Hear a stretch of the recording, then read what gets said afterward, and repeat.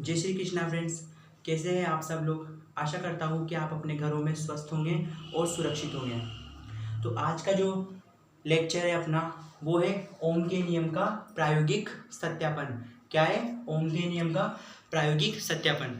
तो कल कल मैंने आपको बताया था, नहीं कल नहीं, जो कि परसों का जो लेक्चर था उसमें मैंने बताया था ओम का नियम। तो क्या होता है ओम का नियम, आज मैं एक बार फिर से आपको बताता हूँ ओम का नियम। तो आप सब लोगों को मैंने बताया था ओम के नियम के बारे में। तो क्या कह के गए ओम साहब जी कि किसी चालक तार में उसकी भौतिक अवस्थाएं ताप, दाब, क्षेत्रफल आदि स्थिर रहे तो उसकी भौतिक अवस्थाएं ताप, दाब, क्षेत्रफल और लंबाई आदि स्थिर रहे तो चालक तार के सिरों पर उत्पन्न जो विभवांतर है वह उसमें प्रवाहित धारा आई के समानुपाती होता है। ये सब के गए कौन? ओम जी। यानी कि V इजिकल टू हमारे पास क्या आ गया यहाँ पर आई आर। ये मैंने आपको बता दिया था। तो यहाँ पर जो R है वो एक क्या होता है? स्थिरांक होता है, जिसे हम क्या कहते हैं? प्रतिरोध कहते हैं। ठीक है। और इसका जो मात्रक होता है वो मैंने बता दिया था, क्या होता है? ओम होता है। ठीक है। आज जो हमारा नेक्स्ट टॉपिक है वो क्या है? ओम के नियम का प्रायोगिक सत्यापन। वो क्या है? ओम के नियम का प्रायोगिक सत्यापन।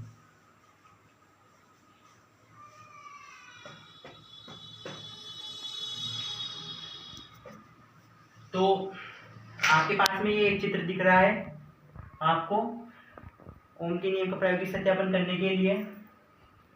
तो देखना। तो सबसे पहले हमारे पास में मैंने आप सब लोगों को कल बताया था विद्युत सेल और उन कुंजी और प्रतिरोध का जो प्रतीक होता है वो क्या होता है, इन सब के प्रतीकों के बारे में आपको बताया था। तो आज उसी के आधार पर हम क्या करेंगे? ओम के नियम का प्रायोगिक सत्यापन करेंगे। तो सबसे पहले हम यहाँ पर एक सेल लेते हैं। इस सेल का कोई भी नाम दे दीजिए, जैसे मैंने दे दिया ए नाम दे दिया। ठीक है। यहाँ पर एक क्या है? एक सेल है। तो सेल का प्रतीक मैंने आपको इस तरह से बताया था, इस तरह का होता है। ठीक है। अगला जो आता है, अगला जो लेते हैं हम क्या लेते हैं? कुंजी लेते हैं। ठीक है। और एक क्या लेते हैं? धारा नियंत्रक यानी कि आरएस लेते हैं। धारा नियंत्रक क्या काम करता है? धारा का जो मतलब कि धारा को क्या करता है? कंट्रोल करने का वो काम करता है। ठीक है।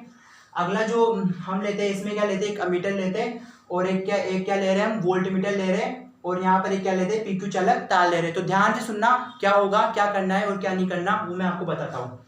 तो सबसे पहले जो एक बैटरी है, मतलब कि जो विद्युत सेल है, तो सबसे पहले विद्युत सेल कुंजी के धारा नियंत्रक RH, ammeter A, voltmeter V को श्रेणी क्रम में जोड़ देते हैं। मैं आपको बताता हूँ श्रेणी क्रम क्या होता है। मतलब कि एक ही लाइन में जोड़ देना, सबको एक ही लाइन में जोड़ देना। श्रेणी क्रम में पूरा बताऊंगा आपको इसके बाद में। तो अभी तो बस इतना जान लो, इन सबको क्या कर लेते हैं? हम श्रेणी क्रम में जोड़ देते हैं। ठीक है। अगला जो हम करेंगे वो क्या करेंगे कि जो वोल्टमीटर होता है ना, तो वोल्टमीटर के समांतर क्रम में एक चालक तार पीक्यू को हम जोड़ देते हैं। वोल्टमीटर के समांतर क्रम में एक चालक तार पीक्यू को हम जोड़ देते हैं। ठीक है। अब जैसे ही इसमें क्या करेंगे? धारा प्रवाहित करेंगे। आप जानते हो जैसे इसमें धारा प्रवाहित करेंगे तो वहां पर क्या होगा? विभवांतर उत्पन्न होगा। ठीक है। तो यहां पर प्रवाहित धारा आई और उत्पन्न विभवांतर V के मध्य हम क्या करते हैं? ग्राफ खींचते हैं। सिंपल सी बात है, उन दोनों के मध्य क्या खींचते हैं? ग्राफ खींचते हैं। तो ग्राफ खींचने पर हमें क्या होती है? सीधी और सरल रेखा प्राप्त होती है। कैसी होती है? सीधी और सरल रेखा प्राप्त होती है। V और I के मध्य जो ग्राफ खींचा जाता है तो उससे क्या होती है? हमें सीधी और सरल रेखा प्राप्त होती है। ज्यादा कोई इंपोर्टेंट नहीं है इतना ओम के नियम का प्रायोगिक सत्यापन। एक बार फिर से मैं आपको समझा देता हूँ, कुछ भी नहीं करना इसमें। सबसे पहले हम लेंगे एक विद्युत सेल कुंजी के धारा नियंत्रक RH, अमीटर A और वोल्टमीटर, इन सबको हम श्रेणी क्रम में जोड़ देते हैं। श्रेणी क्रम में क्या करते हैं? जोड़ देते हैं। अब वोल्टमीटर के समांतर क्रम में हम एक अन्य प्रतिरोध जो क्या करते हैं? R को जोड़ देते हैं और धारा प्रवाहित करते हैं। धारा प्रवाहित करने पर V तथा I के मध्य ग्राफ खींचने पर एक क्या होती है? सीधी और सरल रेखा प्राप्त होती है। ये हो गया ओम के नियम का प्रायोगिक सत्यापन। अगला जो टॉपिक पढ़ेंगे वो हम पढ़ेंगे प्रतिरोध। मैं आपको बताऊंगा प्रतिरोध क्या होता है, प्रतिरोध के बारे में बताऊंगा।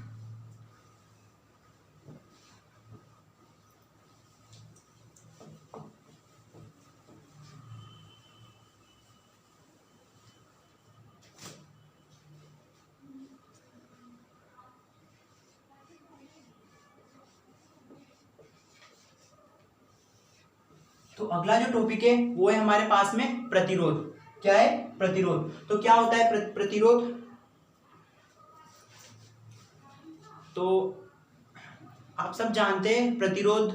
प्रतिरोध नाम सुनो इसका, प्रतिरोध अर्थात बाधा। क्या होता है? बाधा।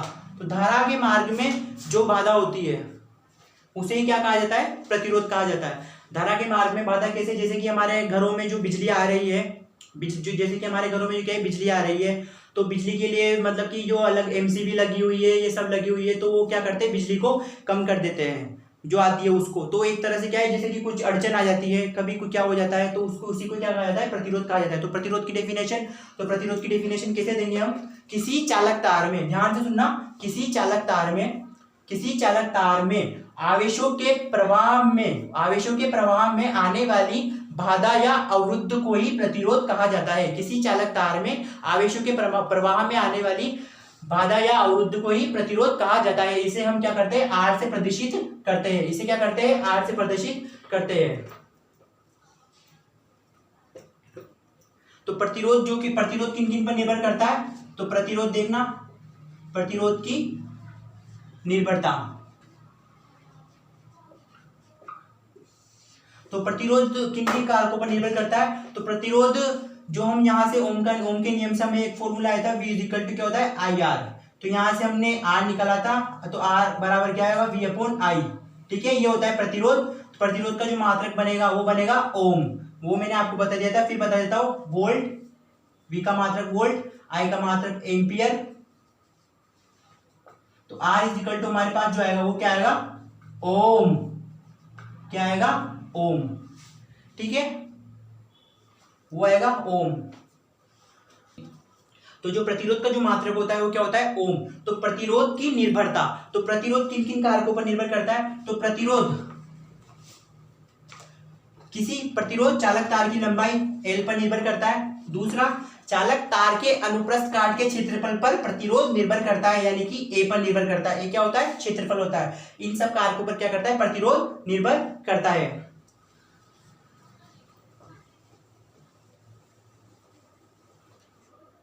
प्रतिरोध का जो मात्रक होता है वो क्या होता है? ओम होता है। अगला हम पढ़ेंगे प्रतिरोधकता। क्या पढ़ेंगे? प्रतिरोधकता। ये मैं आपको भी रिपीट कर दूंगा एक बार फिर से। अगला जो टॉपिक है हमारे पास में वो है प्रतिरोधकता। क्या है? प्रतिरोधकता। तो क्या होती है प्रतिरोधकता?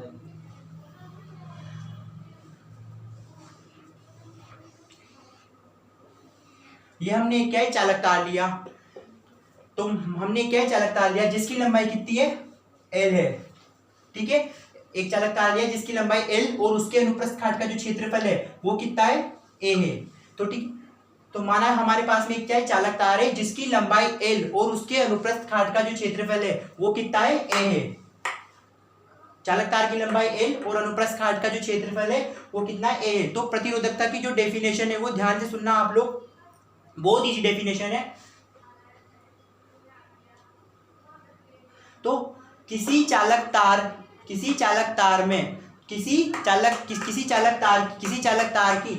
सॉरी, इसकी जो डेफिनेशन देंगे वो कैसे देंगे अपन? 1 मीटर लंबाई, ध्यान से सुनना, 1 मीटर लंबाई, 1 वर्ग मीटर अनुप्रस्थ काट वाले, 1 वर्ग मीटर अनुप्रस्थ काट क्षेत्रफल के चालक तार के प्रतिरोध को ही प्रतिरोधकता कहा जाता है। अर्थात आर को ही क्या कहा जाएगा? प्रतिरोधकता कहा जाता है। मैं बताता हूं आपको भी, आपको सब समझ में आ जाएगा।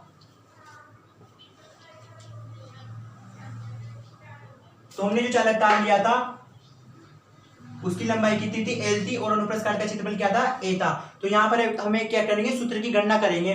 तो हम जानते हैं कि यहां से लिखेंगे अपन, हम जानते हैं कि तो जो प्रतिरोध जो होता है वह चालक तार की लंबाई L के क्या होता है? समानुपाती होता है। समीकरण नंबर 1 दे देंगे इसको। और अनुप्रस्थ काट क्षेत्रफल के व्युत्क्रमानुपाती होता है। समीकरण नंबर क्या दे देंगे? 2 दे देंगे। ठीक है, समीकरण नंबर 1, समीकरण नंबर 2। तो समीकरण 1 व 2 से, समीकरण 1 व 2 से। तो समीकरण 1 व 2 से क्या हो जाएगा, R इज इक्वल टू, ध्यान से देखना, L अपॉन A। एन यहाँ पर क्या है, पदार्थ की लंबाई, और ए क्या है, अनुप्रस्थ काट का क्षेत्रफल। तो यहाँ पर जब हम समानुपाती का चिन्ह हटाएंगे तो यहाँ पर एक आएगा रो, एल अपॉन ए। तो इस जो रो होता है ना, ये रो, इसको कहा जाता है, ये रो जो है इसको कहा जाता है विशिष्ट प्रतिरोध या प्रतिरोधकता। तो उसकी डेफिनेशन देखना हम कैसे देंगे, यहां से देखना, अगर हम इस फॉर्मूले में L is equal to 1 metre रख दे, ध्यान से देखना, L is equal to 1 metre रख दे और A is equal to 1 metre square रख दे, L is equal to 1 metre और A is equal to 1 metre square रख दे, तो R is equal to rho into 1/1, ठीक है, यानी कि R इज इक्वल टू हमारे पास क्या जाएगा, रो आ जाएगा। तो इसकी डेफिनेशन क्या बोलेंगे, 1 मीटर स्क्वायर, 1 मीटर स्क्वायर और 1 वर्ग मीटर स्क्वायर अनुप्रस्थ काट के, 1 मीटर स्क्वायर, 1 मीटर लंबाई और 1 वर्ग मीटर अनुप्रस्थ काट के क्षेत्रफल के चालक तार के प्रतिरोध को ही प्रतिरोधकता अर्थात विशिष्ट प्रतिरोधकता कहा जाता है, ठीक है। अब हमारे पास जो फॉर्मूला आया है वो क्या है, R is equal to rho L upon A। तो यहां से हम रो निकाल लेंगे, तो रो बनेगा, जो बनेगा वो बनेगा RA अपॉन L। अब यहाँ पर जो रो का जो मात्रक होता है वो मात्रक कैसे निकालेंगे, रो इज इक्वल टू प्रतिरोध का मात्रक हम जानते हैं ओम, क्षेत्रफल का मीटर स्क्वायर और लंबाई का मात्रक क्या होता है मीटर, 1 मीटर से 1 मीटर कैंसिल, ठीक है। तो जिसका जो मात्रक आया वो कितना आया, ओम इंटू मीटर, वो क्या है हमारे पास में, ओम इंटू मीटर। अब प्रतिरोधकता की निर्भरता, तो प्रतिरोधकता ना तो लंबाई पर निर्भर करेगा और ना ही अनुप्रस्थ काट के क्षेत्रफल पर निर्भर करेगा। तो प्रतिरोधकता जो निर्भर करेगा वो केवल और केवल किस पे, पदार्थ की प्रकृति पर ही प्रतिरोधकता निर्भर करता है, पदार्थ की प्रकृति पर ही प्रतिरोधकता निर्भर करता है। तो प्रतिरोधकता जो निर्भर करेगी किस पे, पदार्थ की प्रकृति पर ही निर्भर करेगी।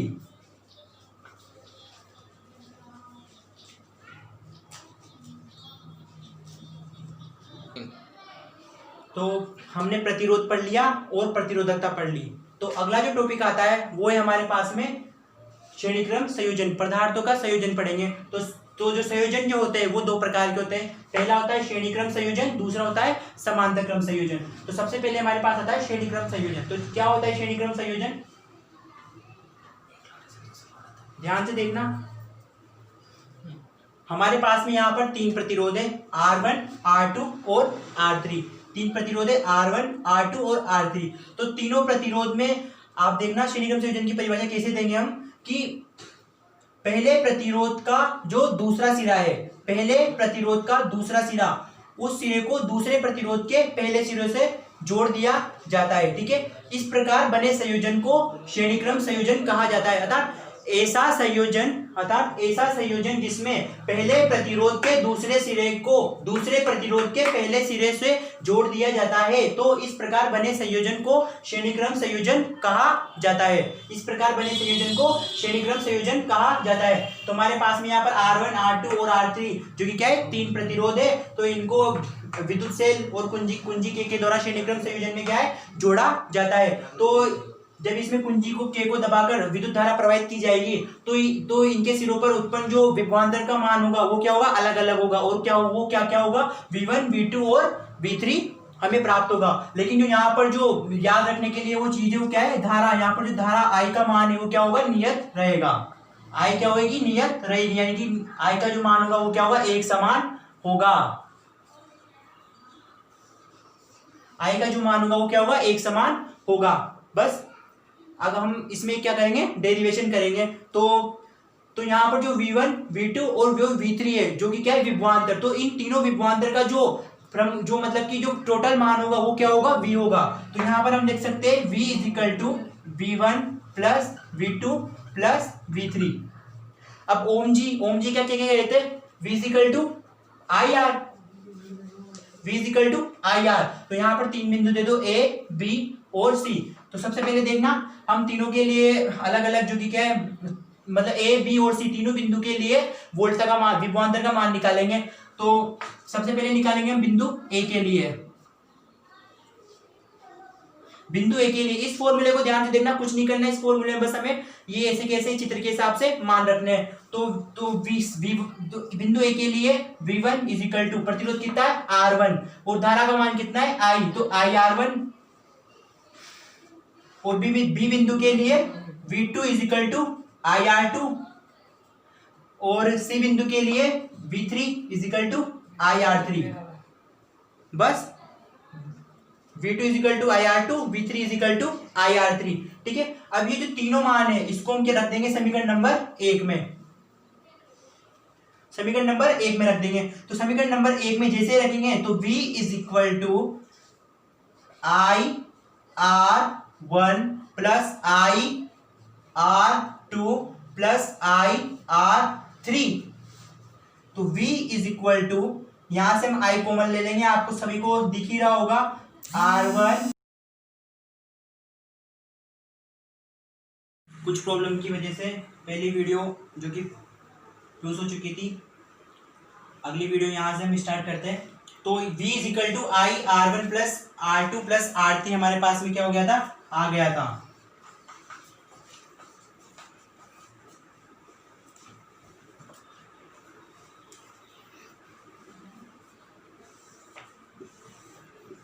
तो हमारे पास में जो V इज इक्वल टू जो आएगा R1 plus R2 plus R3, V को हम इधर ले जाएंगे R1 plus R2 plus R3। अब V अपॉन I ओम के नियम से देखना है, यहाँ से ओम के नियम से V अपॉन I जो बन जाएगा वो क्या बन जाएगा R बन जाएगा। तो इसको लिख देंगे हम R is equal to R1 plus R2 plus R3। तो ये जो आया, ये जो फॉर्मूला है ना R equal to R1 plus R2 plus R3, यही श्रेणीक्रम संयोजन का क्या है फॉर्मूला है। देखिए एक बार फिर से समझ लेना आप, जो कि आज क्या है डेरिवेशन है। तो क्या होता है श्रेणीक्रम संयोजन, तो प्रतिरोध के एक सिरे को तो ऐसे बोलेंगे, पहले प्रतिरोध के दूसरे सिरे को दूसरे प्रतिरोध के पहले सिरे से जोड़ा जाए तो इस प्रकार बनने वाले संयोजन को श्रेणीक्रम संयोजन कहा जाता है। तो हमारे पास में यहाँ पर A, B और C जो कि क्या है, तीन क्या है बिंदु है, जिनके जो प्रतिरोध है वो क्या है R1, R2 और क्या है R3, क्रमशः R1, R2 और क्या है R3 है। तो इनके मध्य जो उत्पन्न जो विभवांतर है वो क्या होगा, अलग अलग V1, V2 और क्या होगा V3 होगा, अतः और यहाँ पर जो धारा का जो मान होगा वो क्या होगा, एक समान होगा। तो यहाँ पर जो कुल विभवांतर बनेगा वो क्या बनेगा, V is equal to V1 plus V2 plus V3। तो सबसे पहले ओम जी के नियम से V इज इक्वल टू क्या होता है, IR होता है। तो यहाँ से V1 is equal to IR1, V2 is equal to IR2 और V3 is equal to IR3 बन जाएगा। ठीक है, इसके बाद में यहाँ से हम I कॉमन ले लेंगे और इस वाले फॉर्मूले से ये ऐसे कैसे आ गया, बहुत इजी चीज है, कुछ भी नहीं है, बस फॉर्मूले में क्या है मान रखा है। ओके, ये हो गया श्रेणीक्रम संयोजन। कल हम पढ़ेंगे समांतर क्रम संयोजन। तो आज हमने क्या क्या पढ़ा वो एक बार फिर से आप देख ले। सबसे पहले हमने पढ़ा था ओम के नियम का प्रायोगिक सत्यापन, जिसमें बस वो एक चित्र था, वहां पर हमने विद्युत सेल ई लगाया था, कुंजी के लगाई थी और धारा नियंत्रक RH लगाया था। इन और अमीटर A और वोल्टमीटर V, इन सभी को हमने श्रेणीक्रम संयोजन में जोड़ा था और वोल्टमीटर के समांतर क्रम में हम एक चालकता क्या है PQ को लगाते हैं। अब V और I के मध्य हम क्या करते हैं, ग्राफ खींचते हैं। तो ग्राफ खींचने पर हमें क्या होती है, सीधी सरल रेखा प्राप्त होती है। बस इतना सा था। उसके बाद हमने पढ़ा था प्रतिरोध। तो प्रतिरोध क्या होता है, प्रतिरोध तो किसी चालक तार में, ध्यान से सुनना, किसी चालक तार में आवेशों के प्रवाह में आने वाली बाधा को ही प्रतिरोध कहा जाता है। इसे हम R से व्यक्त करते हैं। इसका जो मात्रक होता है वो क्या होता है, ओम होता है। जो प्रतिरोध की जो निर्भरता, तो प्रतिरोध किन किन पर, चालक तार की लंबाई L पर, अनुप्रस्थ काट के क्षेत्रफल A पर, इन सब पर क्या करता है, प्रतिरोध निर्भर करता है। उसके बाद हमने पढ़ी थी प्रतिरोधकता। तो प्रतिरोधकता कुछ भी नहीं है, 1 मीटर लंबाई, 1 वर्ग मीटर, एक वर्ग वैसे लेना, फिर अब दूर मत जा, वहीं स्टार्ट कर दिया। 1 मीटर और 1 मीटर स्क्वायर, ठीक है। तो 1 मीटर लंबाई और 1 वर्ग मीटर अनुप्रस्थ काट के क्षेत्रफल के चालक तार के प्रतिरोध को ही हम क्या कहा जाता है, प्रतिरोधकता कहा जाता है। तो प्रतिरोधकता केवल और केवल पदार्थ की प्रकृति पर निर्भर करती है। बस इतना सा है, बाकी हम लोग कल पढ़ेंगे। जय श्री कृष्णा। कल हम पढ़ेंगे समांतर क्रम